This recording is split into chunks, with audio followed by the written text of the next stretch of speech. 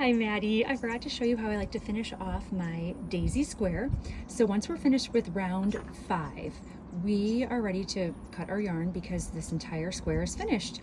Just, a whole bunch more to go.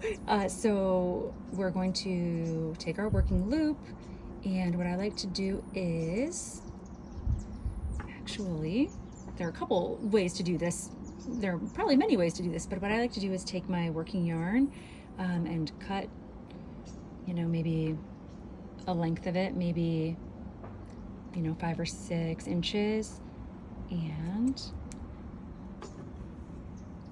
then I like to just loop it on through, or you can even do it with your fingers where you just put it through to finish it off. And that kind of holds it snug. It does add an extra little looking stitch right there, but I think this is the most secure way to do it.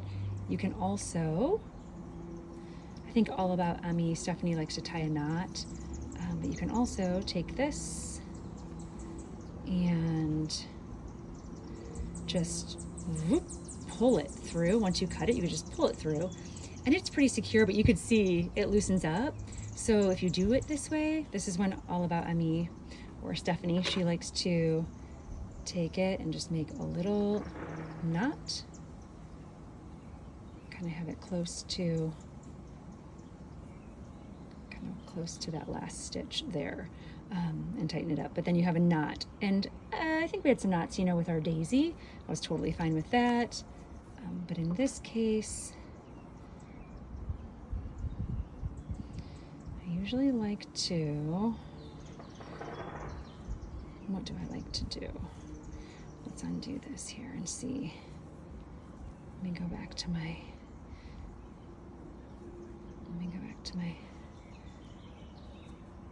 I clearly just took out my 8th double crochet.